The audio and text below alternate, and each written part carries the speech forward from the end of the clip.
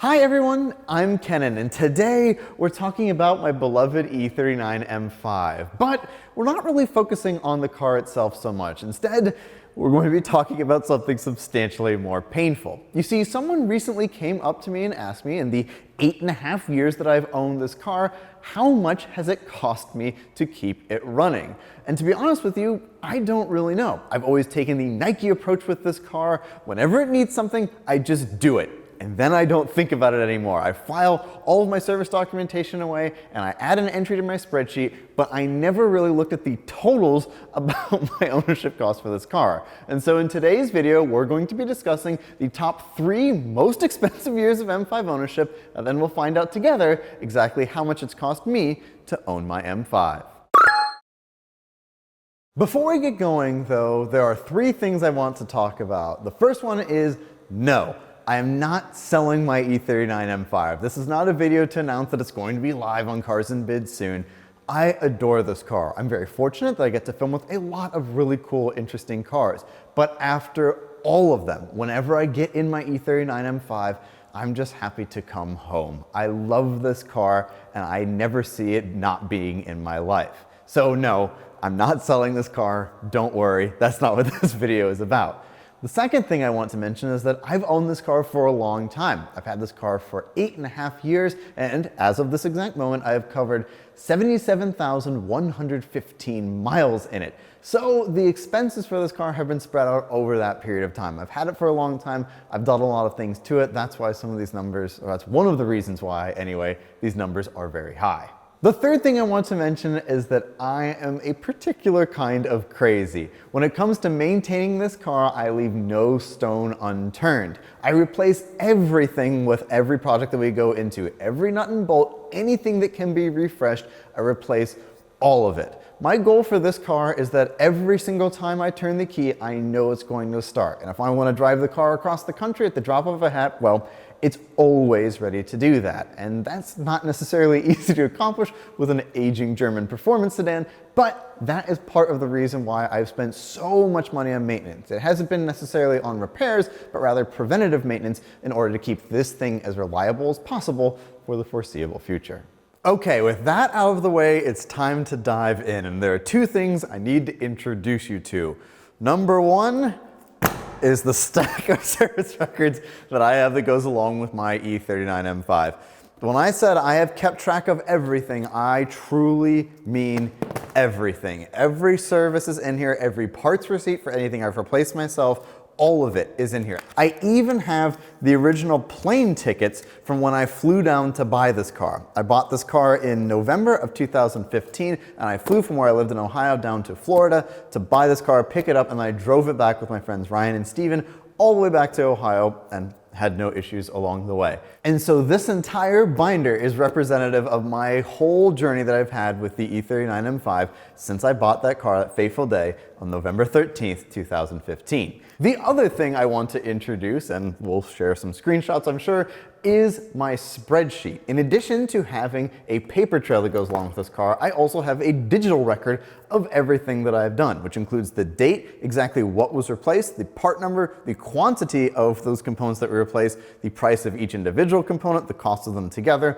all of the taxes that were required for any services that were performed, shop fees, all of that, and the mileage at which the service was performed. I keep track of all of that stuff in a spreadsheet, and it is up to date. Anytime I do something to this car, I file everything in here, and then I update the spreadsheet accordingly to keep it as current as possible, just so I can go back and reference when the last time an oil change was done or the last time some part was replaced. But it means that I can also keep track of how expensive each year has been to own this car. And the third most expensive year of M5 ownership goes to 2021. Now in 2021, there are a lot of things that I was replacing, but I set out on a mission. I wanted this V8 powered BMW to have no oil leaks. Now most V8 BMWs leak oil like a sieve, and unfortunately this car was no exception, and I was getting really sick of it, as were all of my mechanics, especially my friend Ryan at E39 Source, was disgusted at the underside condition of my car as it was completely covered in oil. The car got the nickname the Exxon Valdez, and I wanted to do away with the stigma. And so I set after getting rid of all of the oil leaks of this car. Now, unfortunately, E39 Source was not available to take this car in at the time, so I used another independent shop here located in San Diego. And we started doing some exploration. I took the car in and we put dye into the oil to track and see where the oil leaks were coming from. And the bad news was, well, we weren't exactly sure. We knew that it was leaking from the upper oil pan gasket in this car, but we knew that it was also leaking from a lot of other places. And so we knew that we were going to have to dig into it some way or another, and that meant just starting to replace lots of gaskets, starting as high up, finding the oil leaks as high up as we could, and starting there. And so that meant that we were going to end up replacing the upper oil pan gasket. Now, this is a big deal because when you go to do that, it means that you're basically staring at the rod bearings for this car. At the time, this car had 201,128 miles on it. And so the rod bearings, to my knowledge, were original. I hadn't replaced them in my ownership preceding that. I wanted to do exactly that. And so, in addition to replacing the oil pan gasket, I replaced the rod bearings. And I've written it down here that they were original and replaced at 201,117 miles. And when we pulled them out, they weren't in too bad of condition, to be honest with you, but the date stamp on them showed they were without question original to the car. And so ultimately I was on borrowed time with them anyway. I had always done oil analyses with every single oil change, so I knew that they weren't necessarily a big problem, but since we were looking at them and we were in that far, it was the ultimate case of the while you're in there syndrome. So we did that, and of course had to do an oil change along with it. We also had to do a lot of O-rings in there to make sure that everything was replaced, and there actually was some suspension stuff that I wanted to do as well. We also did the brake fluid as it was time to do a fluid flush, so I replaced that in addition to a bunch of other things. That service on its own was $4,077.74.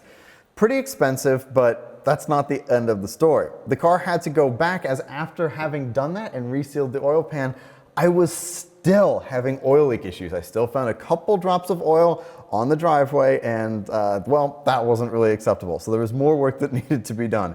It turned out my rear main seal was leaking. This is a relatively common thing for BMWs as they age, but it was really annoying as we had just had the transmission off to do other work, and well, it was leaking, and that's required removal in order to get to your rear main seal. So we took it off again and ended up replacing that. We found that the previous shop that had worked on the car didn't install all of the gaskets that were required to seal that. There are bolts that have grommets around them, and not all of the grommets were reinstalled, which meant that pressure wasn't being evenly applied to the rear main seal, which resulted in leaks. And well, that was an easy fix. We also found the car was leaking power steering fluid, so I replaced the power steering hoses at that time, and we also needed to do an alignment and a couple of other things. That service ended up being another $2,593.22.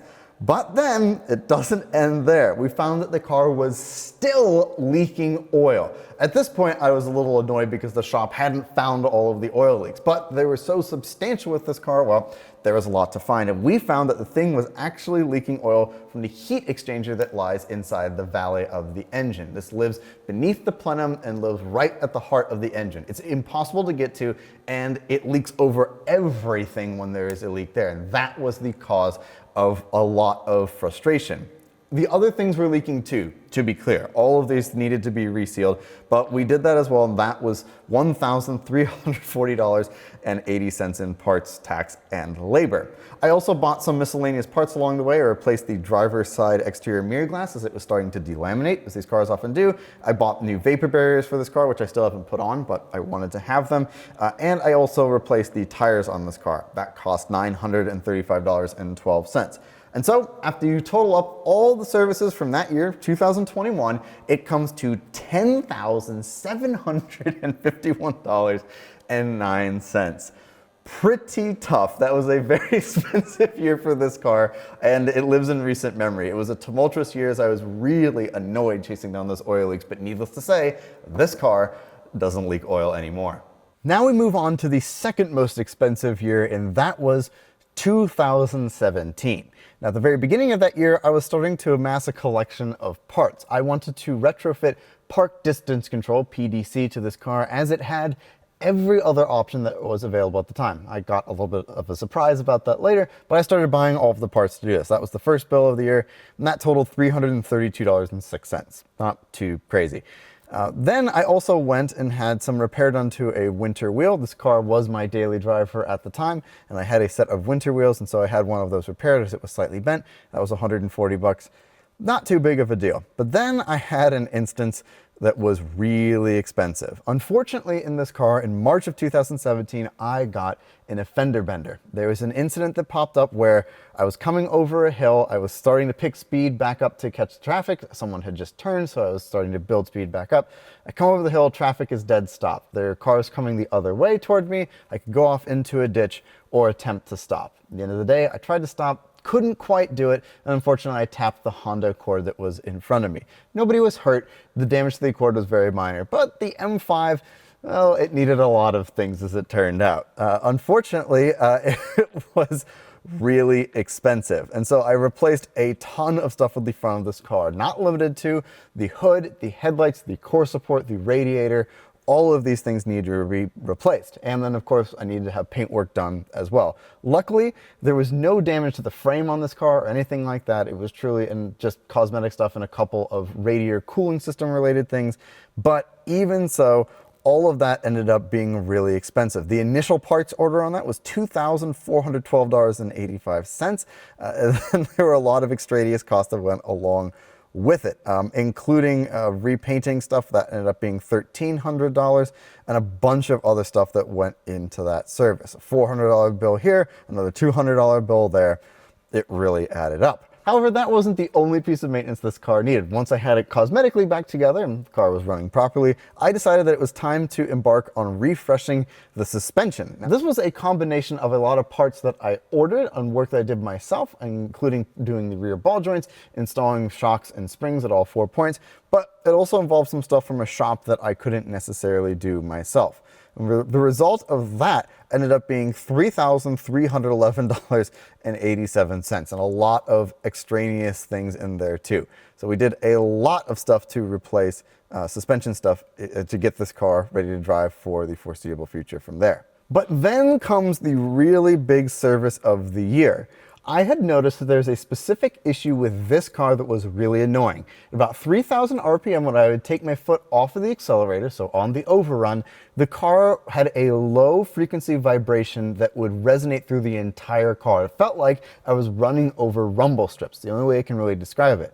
However, when I would push the clutch in, it would go away. This indicated to me that something was up with the driveline. My mechanic and I, in Ohio at the time, started looking into all of the things it could be. At the end of the day, we decided it was either something with the transmission or something with the differential. And the result was, because we didn't know exactly which part it was, I felt, let's replace both of them and let's rebuild the entire driveline from the back of the engine all the way back. And that's exactly what we did. We replaced the differential, resealed a new differential, made sure everything was good there. We upgraded the shifter to the BMW E39 shifter, replaced all the shift bushings, did repair to the clutch line, replaced that, replaced everything you could think of. While you're in there, of course, we also did the clutch because you're staring at it. It wasn't that worn. It was about 60% life left on it, but that was enough for me to warrant replacing that. So I did that in addition to all of the parts that go with the clutch, including the flywheel, did all of that stuff and just went nuts with it. We also decided to upgrade the rear subframe. The E39 M5 has a pretty stout subframe, unlike its smaller relative, the E46 M3, which is known for cracking. However, these cars can have cracks as well. If you drive these cars really hard or you've worn out differential bushings, the differential can clunk around back there and it can crack your subframe. Now, I don't drive this car necessarily as hard as it would require to crack a subframe, but I wanted to be really safe anyway. And since we were replacing the differential, we were also going to have the subframe out, so I had it cleaned and we welded in reinforcement plates using the Dynon reinforcement plate kit. I also replaced the subframe bushings and the differential bushings because, of course, you're there, you should. So I did all of that stuff. And the result of that service was that it cost me $5,809.76 in parts and labor and tax and all that stuff. So Pretty expensive, but I had to do that as it honestly has helped this car drive really well, and that issue never came back. We ended up discovering that it seemed to be more differential related, the transmission, but regardless, I put in a much lower mileage used transmission into this car, which ships beautifully to this day, and I put a very low mileage differential in this car, which again works beautifully to this day. And so I'm kind of happy I did those things, even though they were really expensive at the time. And the result of everything from 2017 comes to $14,487.32. That was a really expensive, tumultuous year. It's one that lives out in my mind as being probably the most unpleasant in the time that I have owned this car, and that there's a lot of emotional turmoil around having gotten this car in any sort of accident. And also, luckily I was safe and so was the other driver, but that one lives in my mind and I learned a valuable lesson. I have never had an accident since, and I am really, really, really cautious on the road, and especially with this car as it's very precious to me, and I never want to experience that kind of angst ever again. Regardless, I'm happy that I put the money into this car for the driveline rebuild when I did, as some of those components are really difficult to come by now, but it helps this car drive really nicely, and I still am reaping some of the benefits of rebuilding the driveline today. And now we come to the most expensive year of M5 ownership, and well, unfortunately, it was relatively recent. It was 2023, and I've got the Bible to read you a passage from. And lo, during an oil pan gasket inspection, which is something you do regularly with an E39 M5, you're supposed to remove the lower oil pan and check for plastic fragments in the pan and the pickup screen, as they are indicative that your timing chain guides are wearing out. This is also very common on the M62 found in the 540. It's a little bit more common there, but both cars do suffer from it. And that is exactly what we found. Last year, in July of 2023, we discovered that this car was due for timing chains and guides. Now, this was hardly a surprise, as at the time, the car had well over 200,000 miles on it. It had 225,000 miles at the time, and so it was very overdue for the service. And so that is exactly what we did. We replaced the timing chain guides. Now, I happen to have them here because I retain all of these parts because I think they're cool to look at. And well, it was clear that we really needed to. They were very loose. A lot of the tabs were broken on the lower timing chain guide, and there were chunks missing out of the upper timing chain guides as well. But that is why you do that check on these cars. You want to make sure that you don't have to replace those, because when they break, that is really bad news, and that can mean the end of your engine. So we got to it in time. I'm grateful that we did that. We also did some extraneous stuff. We replaced a front left door actuator. It was starting to get a little bit slow, and I didn't want to be locked out of my car, so we replaced that. Did a coolant flush. We did power steering fluid change. We also then went and did an oil service, naturally, but we did 9 pages worth of services to this car. I forgot exactly how much we did, but we truly did everything. Did spark plugs as we needed to do those. Even the seat belt cleaning was done. Ryan did not charge me anything from that E39 source. Thank you for having mercy on me, Ryan. But that service alone cost $13,825.44. That was a big one. That's the single most expensive service I have ever had at one time with this car. But again, it was really necessary to do, as if the timing chain guides had failed, it would have grenaded the engine on this car, and that would have been a very sad way for it to end. So I'm glad that we caught it. We did a refresh. E39 Source did a great job. The car has run beautifully. I picked this car up from service and then drove it promptly to Monterey Car Week. I put a lot of miles on it right away, and the car worked flawlessly, and it has been really reliable ever since. And again, I'm glad that we did that. We also rebuilt the Vano system in this car so that the engine runs perfectly. Now, in addition to that service, I also had to do brakes on this car, as on the track day, it became apparent that this car was having some braking issues. I was getting some severe vibration under load, and we really didn't know why. I had replaced brakes not that long before this. The previous year, I'd done a huge brake overhaul with this car, replaced everything, including having the calipers refinished, truly did everything in the system, but somehow they had managed to warp. So we did brakes and pads, and that was a relatively inexpensive service. But the result of all of this is that that year, 2023, came to $14,737.13. Now that is more expensive than the 2017 year, but only by a little bit, only by about $300. But the difference is that that was over several big services that the car needed and a lot of cosmetic work to the car.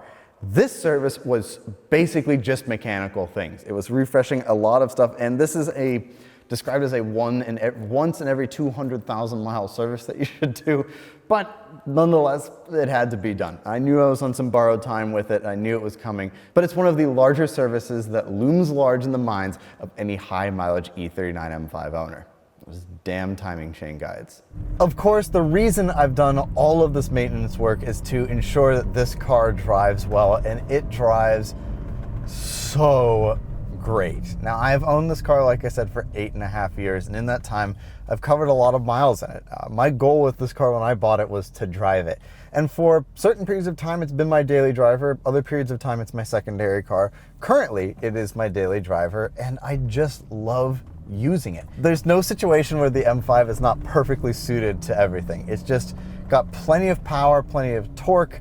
It's very comfortable. It's easy to fit things in. I've used this car to move before. I've really used this car for a lot of purposes, and it's just a Swiss Army knife of cars. It's just like, it's so good at doing pretty much anything. It's one of the great all-round cars. That, and I'm just into the E39 in general. I love the way this car looks. I'm into the history of it. I love the cultural references with the Madonna movies from the BMW films. If you haven't seen those, go check them out. They're incredible. There's just a lot I love about this car, and every time I get in it, it's really exciting. I've also talked to so many people who have been very kind, who come up to me and told me how much they love the car. They had one, they got rid of it, and they really miss the car. Driving to work today, I had the windows down and a guy said I had one of those and I sold it because it was too expensive for me to take care of, but I've always regretted it and I really want another one someday, and yours looks incredibly beautiful. The reason I'm making this video is also not to brag about how much money I've spent on my car.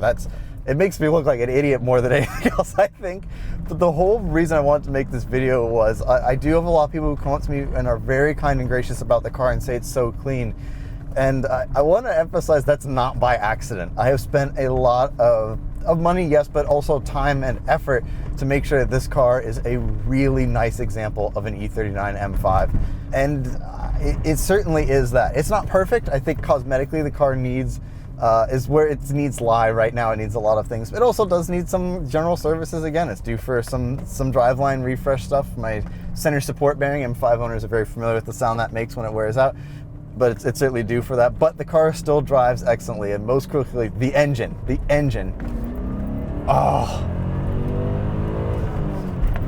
Oh my God.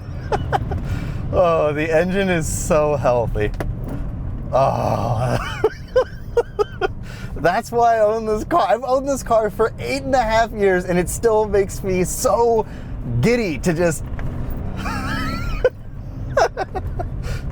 get after it. I just adore this car. I took it on a drive recently out to Borrego Springs, out into the desert, and I was just so enamored with how well it drives. Just to be able to go out and use the thing. It's a wonderful car. And there's a cliche in the car world that after you've parked your car, you don't turn around to look at it, then it's either time to get rid of it or you bought the wrong car. There's never a situation where I don't turn back to look back at my M5.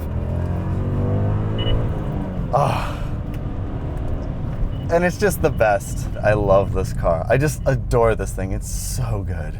I think the best aspect of this car, it's not just the horsepower, it's the torque it has, and then it handles so great. You know, it's just the balance of everything you hope an M5 is going to be. Granted, when this car came out, it was a very large car, but by today's standards, the sizing is just right too. I love everything about it, and that's why I spend so much money to keep it in my life. It brings me so much joy every single time I interact with it. That joy overshadows the financial pain of having to keep this thing going. For me, it's like I always feel better when I know the car has been serviced and it's been improved, and I know it's going to be reliable for me, and it's going to just, I can use it as a daily driver and rack up, the 235,000 miles that this car now has on it. And it's just going to keep on going. That brings me a lot of comfort, and that alone is the reason why I feel so confidently putting money into this car, because I'm going to reap the rewards, and it's going to bring me enjoyment for years and years to come. And so that brings us to talking about the final total. How much have I spent on my E39 M5. The final number, after you factor in everything except for gas and insurance, comes to $59,144.66. To give you perspective, over the time I've owned it, that's roughly 76 cents a mile that it has cost me to own this car. And that's a lot of money. That is a lot of money. Doug likes to tell me that if I had just put that money into the market, I would have so much more of it. He's not wrong, but that's also a lot of money that I put into the car over many, many years. It's not like I had that amount of money to begin with and I just dumped it into the car at one time. You're talking about, 8.5 years of me putting money into it. It's a lot of money. You could certainly argue that maybe I should have just bought a lower mileage one and used it a whole lot less, but where's the fun in that? The whole point with this car is that I wanted to drive it, and I drive this car still every day, and each time I drive it, it just puts a huge smile on my face. I just think it's the coolest and the greatest, and I just adore my M5. There's really, it makes it almost difficult to drive other cars because all I really want to do is be in my E39 M5. There are other cars that are better, there are other cars that are faster, there are other cars that are cheaper to own, but there is nothing that combines all of these elements into one singular object that I get to interact with every day. And that, although I've had for a really long time, has continued to scale up with my lifestyle. I can take people in this car, I can do things with this car, I can go on road trips, it just has such great versatility. And ultimately, I think that's what makes the E39 M5 so special. Not cheap to take care of, but boy, is it just a joy to operate. Woo!